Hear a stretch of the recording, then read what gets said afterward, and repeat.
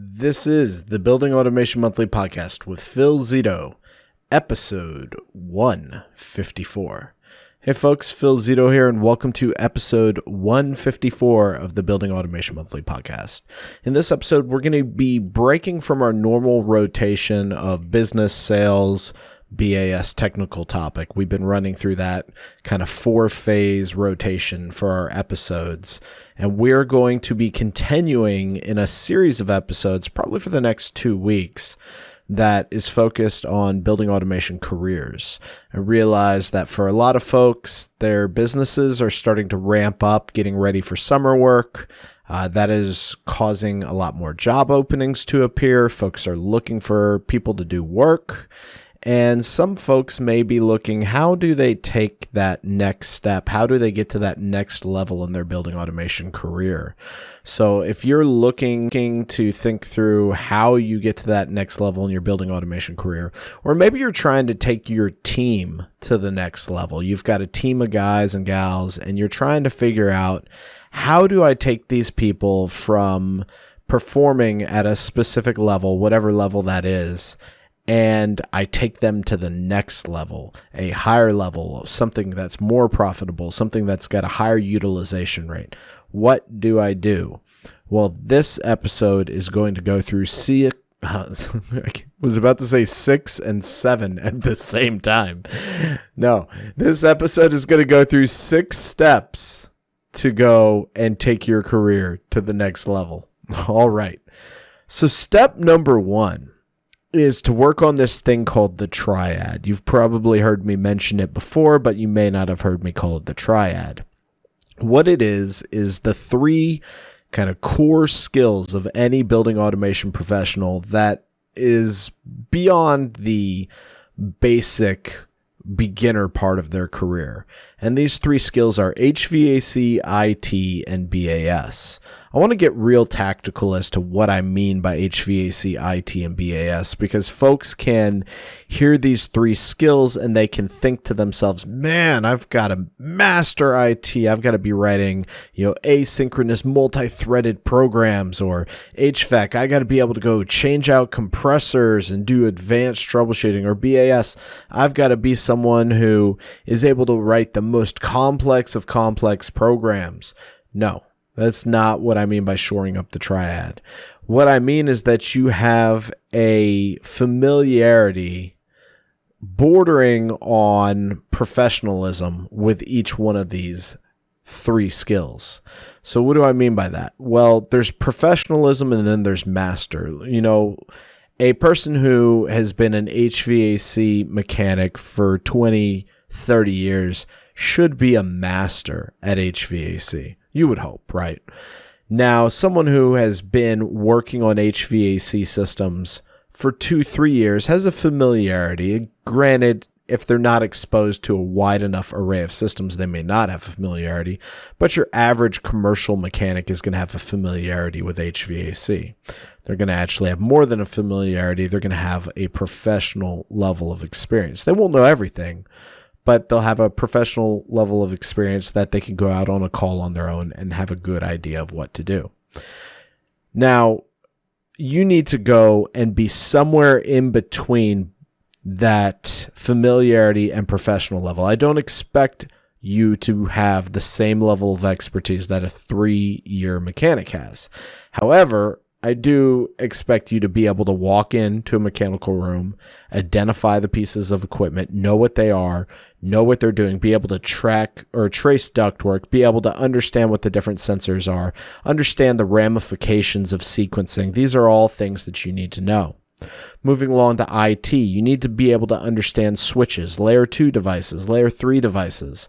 And for those of you who are expecting a comprehensive list of these skills, just listen to our past podcast episodes on HVAC, on IT, on BAS, and you'll get a general consensus of what is deemed kind of standardized skills. But when it comes to IT, it's understanding networks, it's understanding servers, understanding databases.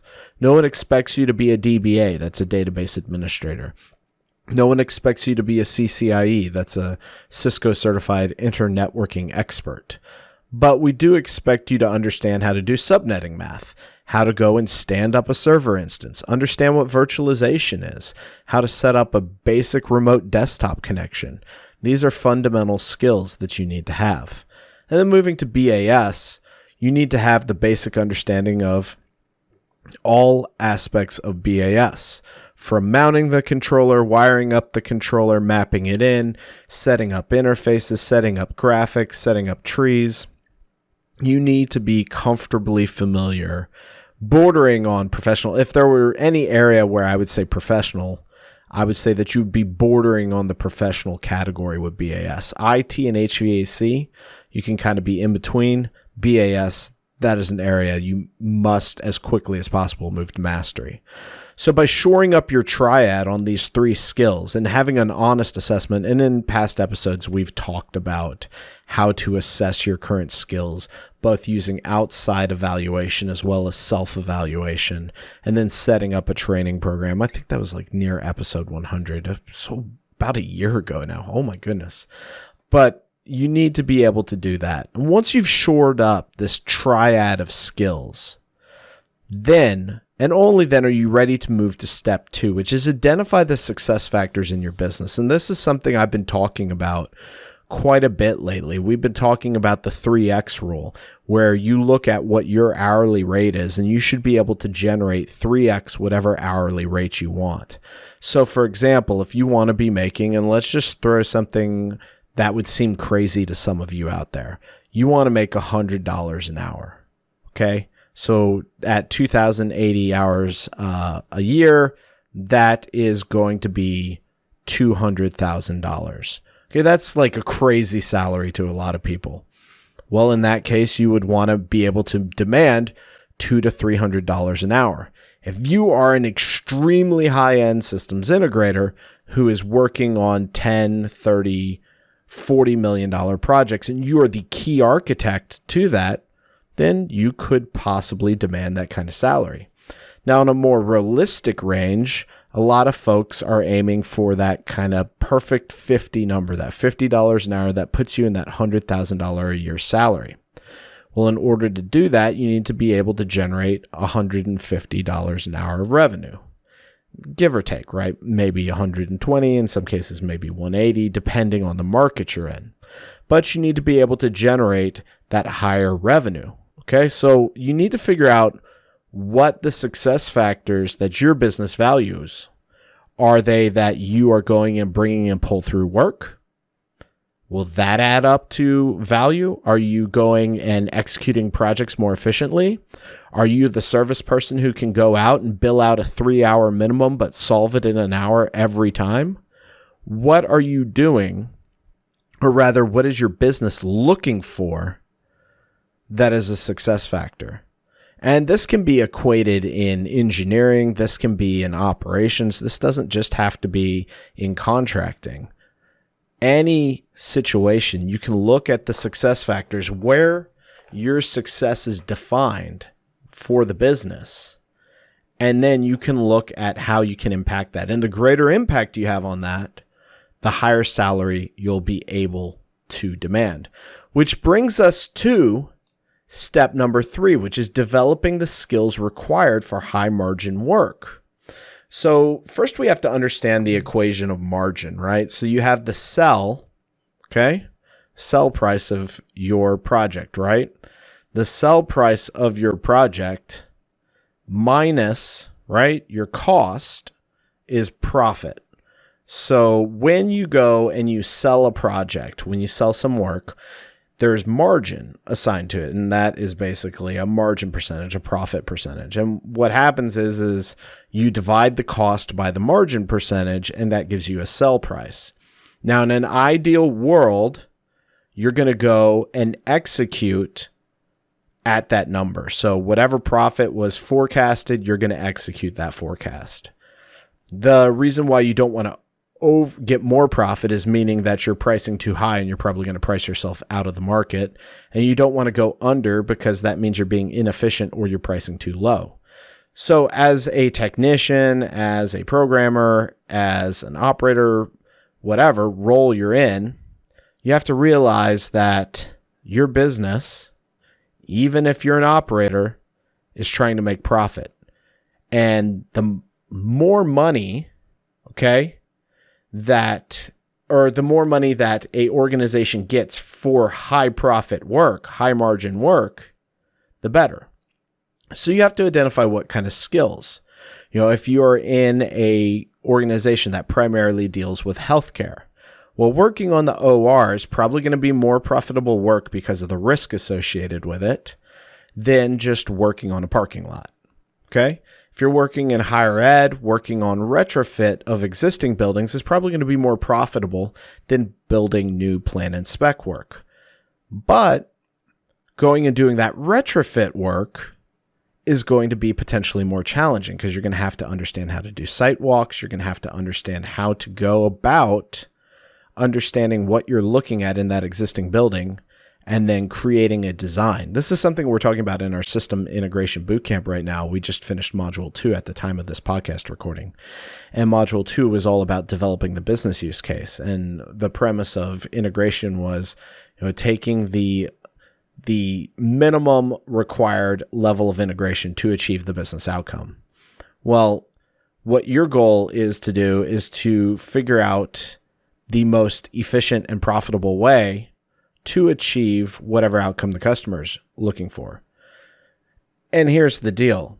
There's key skills associated with doing high margin work. So whether that's service, whether that's programming, whether that's integration, whatever that is, you need to identify that and you need to understand that.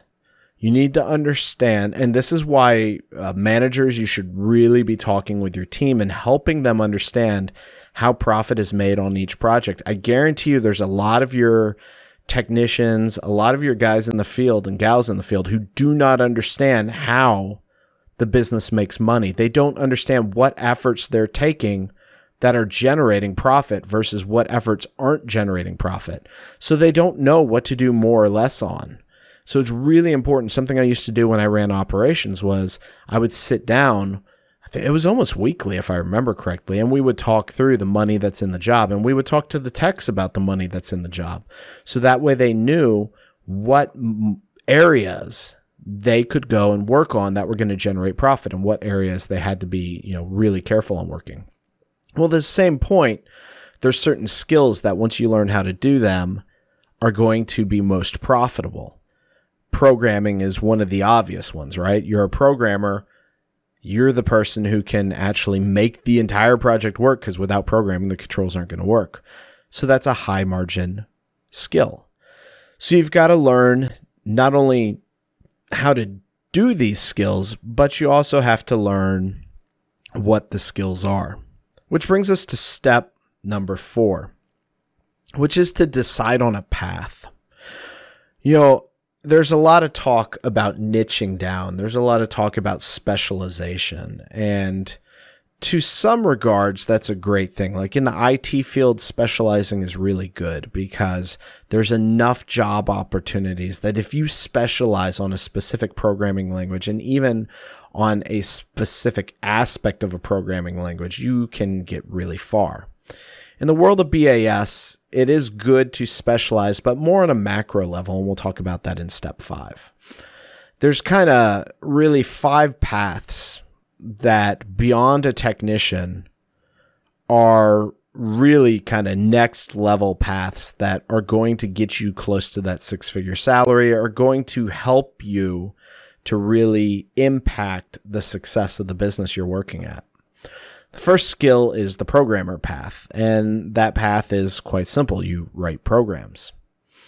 The second path is the designer path. This is a path in which you're going and creating control submittals. I had a couple interesting calls with some potential customers this morning talking about just the impact of submittal design and how much they have to pay to get submittals done and just how the rejection of submittals is having an impact on their business. So if you are able to create submittals that get approved right away, that is a really valuable skill. Taking this to the next level is a path a lot of you haven't heard of, and you're going to be kind of confused at first, but it's a solution/enterprise architect path. This is someone who looks at all the different solutions that are in the market and thinks about how to integrate them from a design perspective. This is a path that I was in back when I was actually working for an organization. This is a path I had, and it was a very profitable path. It was a lot of fun, and it's a path that is going to continue to be in demand in the future. If you are able to look at multiple different solutions, identify a customer use case, and then select solutions to achieve that use case, that is high margin, high value work. I want you to get in your head that phrase, high margin, high value, high margin, high value. Understand that, okay? That's really important. Then there's also the role of the integrator. The integrator is a little different than the architect. Whereas the architect is on the design side, the integrator is on the implementation side. This is someone who reads the BACnet, 1,300 pages of the BACnet protocol, or the BACnet standard for fun. This is someone who truly understands how APIs work, how protocols work, can trace a stack in Wireshark, and who can actually go and write data adapters. This is an area where a lot of IT folks can transition into if they have some basic programming skills. And this is also a very future-proofed role that is going to become increasingly important. And I would be remiss if I didn't mention the service technician. That is a path where you can easily be making six figures. And also, I will tell you, it is one of the most poached paths in the world. If you are looking to be an in-demand role, service tech is where it's at. I mean, heck, one of the strategies I used to use was to go find service techs that had accounts that I wanted to get in on, and I would go hire that service tech at a premium above what they were being paid because the customer would often come with the service tech. It's something a lot of folks don't talk about, but that is an extremely valuable role to be in, and you get a wide amount of experience. It's extremely valuable. So if you're looking at really taking your skills to the next level, taking that service tech role, or if you're looking to build your business, go and hire someone else's service tech. Not that I promote that, but I'm just saying, hey, that's a strategy I've used in the past that works pretty well. But here's the deal. No matter what path you kind of focus in on, still make sure to focus in on the big skills. So I don't want you to become a programmer who only knows how to program lead and lag switchover on chillers. Understand how to program air handlers. Understand how to program VAVs. If you're a designer, understand complete designs. If you're an architect, specialize on data as well as on infrastructure and applications, as well as on business systems. If you're an integrator, focus on multiple protocols, not just BACnet. Focus on APIs, LAN, Modbus, KNX, things like that. Really expand your thinking to have big, broad skills and not just focus in on one specific subset of a skill. Finally, you want to do step 6, which is learn to sell. You're constantly selling, especially as a technical professional. Let me take a sip of water real quick here.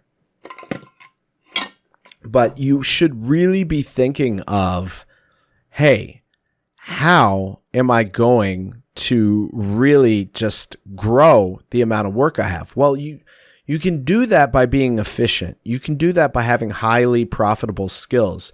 But there comes a point where you'll just not have enough work to work on, and maybe the salespeople aren't bringing in enough work. This is where you need to identify business outcomes that customers are complaining about, inefficiencies that customers are complaining about, and turn this into opportunities. So learning how to identify something you could fix and selling that to a customer, that is an extremely invaluable skill that you really need to understand. Excuse me. So with that being said, let's talk through kind of where I think the industry is going and what you really should be focusing in on. We're all seeing IP controls. We're also starting to see what are called OT networks, or basically networks that keep you from having to work with IT. understanding subnetting, understanding IP controls, understanding basic like CCENT, ICND1. If you don't know what that is, go Google it. Skill level around networking is really important, and it's only going to become more important. Being cloud conscious, understanding how to work with Azure and AWS, being able to stand up virtual instances, being able to create virtual private networks on cloud compute, being able to stand up a remote operations center so that you can routinely bill out to your customers. These are all invaluable skills. Analytics. Truly understanding how to look at an existing system, understanding its limitations as far as bandwidth and data collection, being able to modify those systems to collect data, being able to go and understand what data to collect and how to pull that data in such a way that you can analyze it is an extremely valuable skill. And I've also mentioned about the architecture, being able to look at other systems other than building automation and be able to architect solutions. That's something we will be doing in our Systems Integration Bootcamp course, which right now is closed at the time of this recording, but may be open if you're listening to it in the near future. That's something we are discussing how to do in that course. So with that being said, this is a little shorter episode than normal, but I wanted to make sure that we talk to those of you who are kind of past your beginner phase and you're trying to figure out how to take things to the next level. Really encourage you to go and apply these 6 steps. In next week's episode, we're going to be going and talking through how to structure a building automation team. We're going to talk through the different roles, and we're going to talk through how to structure those roles. That's something that we've been asked about quite a bit, and it's something we're looking at potentially putting a live in-person course together to teach managers how to efficiently structure their teams. So we'll be talking about that in next week's episode. Until then, thank you so much for tuning in to this week's episode. buildingautomationmonthly.com/154 is the link you can go to find out everything that I mentioned in this episode, as well as a link to some past podcast episodes related to skill set development that I've mentioned in this episode. So be sure to go check that out at buildingautomationmonthly.com/154. And if you are looking to develop your skills to the next level in your building automation career, then I really encourage you to go to buildingautomationmonthly.com/store, check out our online courses, and take a look at our specializations paths around programming, designing, integrating, and installing building automation systems. Those will really help prepare you and your team to do higher margin work more profitably and more proficiently. Thanks a ton for listening, and I'll talk to you in next week's episode. Take care.